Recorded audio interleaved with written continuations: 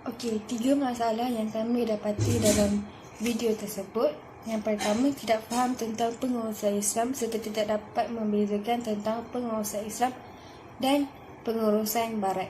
Okey, di sini kami dapat 3 cara penyelesaian bagi mengatasi masalah tersebut. Yang pertama, Okey, 3 masalah yang kami dapati dalam video tersebut. Yang pertama, tidak faham tentang pengurusan Islam serta tidak dapat membezakan tentang pengurusan Islam dan pengurusan Barat. Okey, di sini kami dapat 3 cara penyelesaian bagi mengatasi masalah tersebut. Yang pertama, beri Facebook, IG, YouTube dan sebagainya mengikut kreativiti kita. Okey, bila kita dapat memuawakan ataupun membuat kempen kepada masyarakat, kita dapat beri penerangan yang lebih jelas kepada masyarakat tentang pengurusan Islam. Dan dari situ juga kita dapat buat perbezaan antara pengurusan Islam dan pengurusan Barat. Bila kita dapat beri penjelasan tentang tersebut, masyarakat boleh dapat berpencerahan tentang maksud tersebut atau tentang pengurusan Islam ni. Bila masyarakat dapat mengetahui tentang tersebut, dema dapat mengatasi masalah dema dan mereka dapat mengurus urusan mereka dengan cara yang betul, iaitu pengurusan Islam.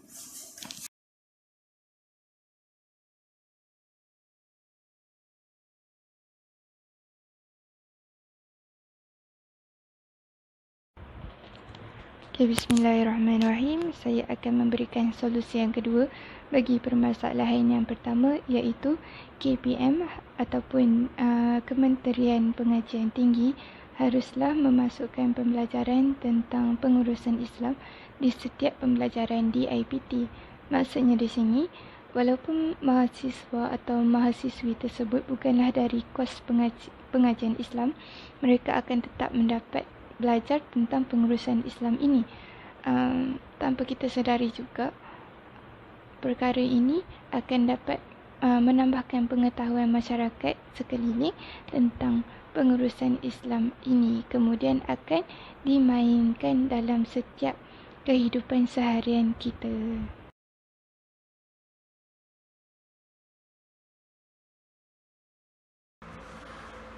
Solusi yang terakhir dapat disimpulkan daripada masalah tersebut ialah mempraktikkan dalam urusan seharian. Contohnya, dalam video ada menyatakan tentang pengurusan solat ketika waktu kerja. Memang tak dinafikan bahawa solat dan kerja ialah merupakan ibadah, tetapi kita harus utamakan solat, iaitu ibadah yang paling penting dan dituntut. Oleh yang demikian, POLC amat penting dalam pengurusan, di mana P ialah planning atau perancangan. Pengurus seharusnya merancang bagaimana untuk membahagikan waktu solat, waktu makan, waktu rehat dan sebagainya. O ialah organizing atau menyusun, seperti menjadikan pengurusan itu dalam bentuk jadual. L ialah leading atau disebut sebagai memimpin, di mana pengurus perlu memimpin pekerjanya agar pengurusan itu lebih berkesan dan mewujudkan persekitaran yang dinamik. Akhir sekali, C iaitu controlling atau mengawal. Fungsi ini adalah untuk menilai prestasi berdasarkan standard yang telah ditetapkan dan diperbaharui jika diperlukan. Sehubungan itu, sistem pengurusan Islam ini amat penting dan perlu difahami kerana ia mempunyai kualiti yang mampu menjamin kepuasan pekerja, bahkan mendapat keredaan Allah dalam setiap urusan.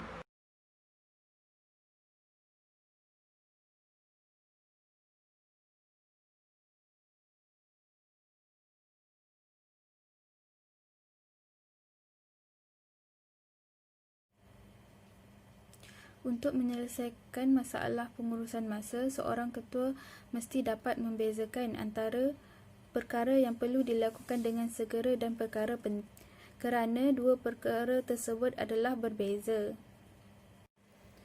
Contohnya seperti solat dan makan, keduanya adalah penting, tetapi yang manakah perlu diberi keutamaan dan yang perlu disegerakan. Sebagai seorang Muslim, solat adalah perkara yang perlu disegerakan kerana solat mempunyai waktu tertentu untuk dilaksanakan. manakala makan boleh dilakukan pada bila-bila masa. Itu saja, terima kasih.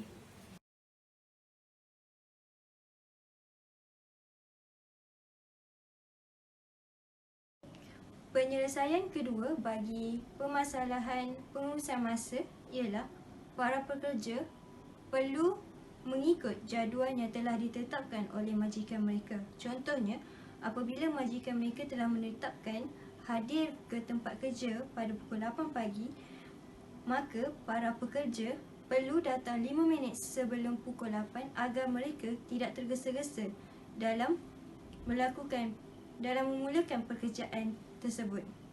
Selain itu, pekerja perlu mengikut jadual rehat mereka. Contohnya, apabila para majikan telah menjadualkan waktu rehat pada pukul 1 tengah hari, maka para pekerja perlu mengikut masa itu. Dan para pekerja juga perlu bijak dalam menguruskan masa mereka apabila pelanggan ramai pada hari itu. Mereka perlu bijak menguruskan masa makan mereka, waktu rehat mereka dan waktu solat mereka.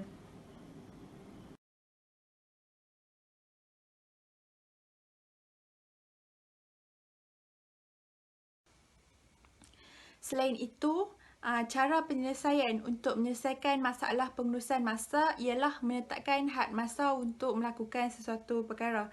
Seperti yang kita sedia maklum, pengurusan masa yang cekap amat penting untuk melakukan sesuatu perkara. Oleh itu, semua orang perlulah menetapkan had masa dengan sebaik yang mungkin bagi menjamin keberkesanan pengurusan masa tersebut. Sebagai contoh, sebagai seorang pekerja di sebuah pasaraya ataupun kedai, seorang pekerja itu perlulah menetapkan masa dengan sebaik yang mungkin, seperti masa untuk keluar berehat dengan hanya menetapkan selama 20 hingga 30 minit sahaja bagi mengelakkan perbaziran, dan seterusnya tugas sebagai seorang pekerja pada hari tersebut dapat dijalankan dengan sempurna. Kesannya, setiap aktiviti yang dihadkan masanya akan berjalan dengan lancar dan lebih terurus pengurusan masanya, dan seseorang itu akan menjadi seorang yang berdisiplin dari segi pengurusan masa. Sekian.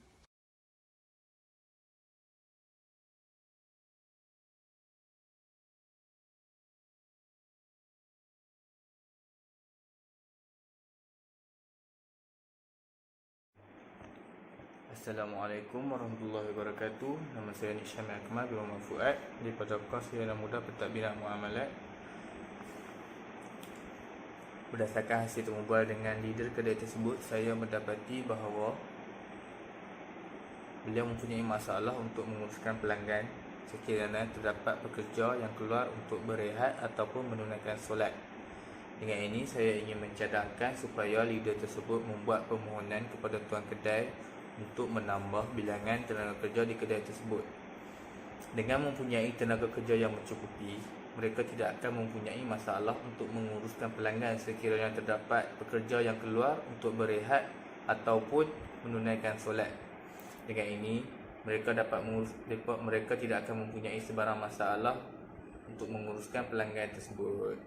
Dengan ini, saya mencadangkan supaya beliau memohon kepada tuan kedai untuk menambah bilangan tenaga kerja supaya dapat mengatasi masalah beliau untuk menguruskan pelanggan. Sekian, terima kasih.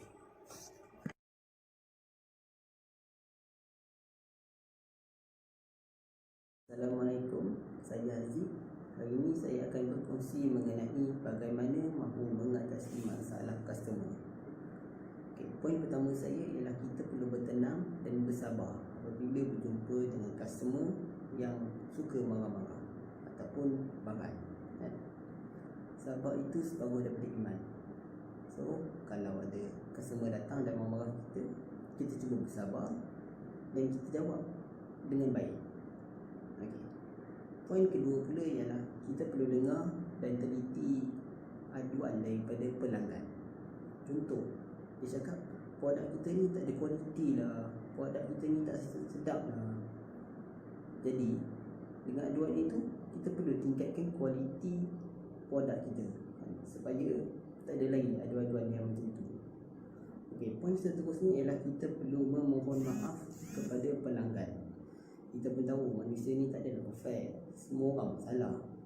So kalau buat salah, minta maaf je lah, bukan susah pun nak minta maaf. Okey, poin seterusnya ialah kita perlu mengucapkan terima kasih kepada pelanggan. Bila pelanggan marah, kita jawab dengan nada yang baik dan diakhiri dengan ucapan terima kasih. Semoga dengan cara ini dapatlah menegakan mood customer tu daripada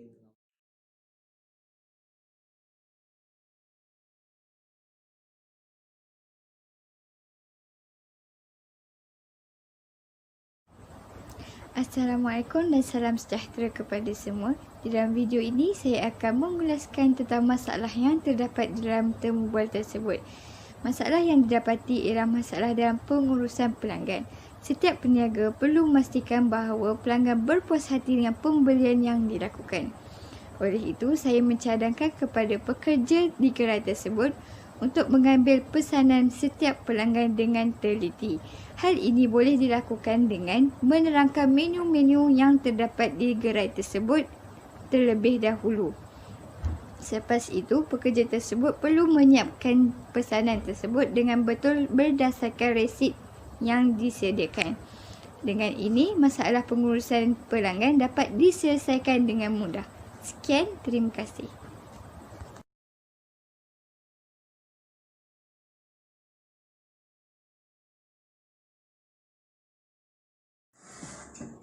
Assalamualaikum warahmatullahi wabarakatuh. Saya Nurfizana Irdina binti Anwar dengan nombor matrik 277500. Dalam dunia perniagaan, antara perkara yang perlu diambil serius ialah pengurusan pelanggan. Hal ini kerana pelanggan memainkan peranan penting dalam memastikan perniagaan kita berkembang maju. Oleh itu, antara solusi untuk mengatasi masalah yang berkaitan pelanggan ialah apabila kita berurusan dengan pelanggan, kita perlulah dalam keadaan bersabar dan bertenang. Kerana kita tahu pelanggan sentiasa mempunyai karenah yang pelbagai. Oleh itu, untuk memastikan mereka memperoleh pengalaman yang terbaik semasa berurusan dengan kita perlu sentiasa bersikap profesional dalam memberikan perkhidmatan yang terbaik untuk pelanggan. Seterusnya, kita perlulah sentiasa bersedia untuk memenuhi kehendak pelanggan. Hal ini kerana apabila kita berjaya untuk memenuhi kehendak pelanggan, sudah tentunya pelanggan akan datang semula untuk mendapatkan perkhidmatan kita.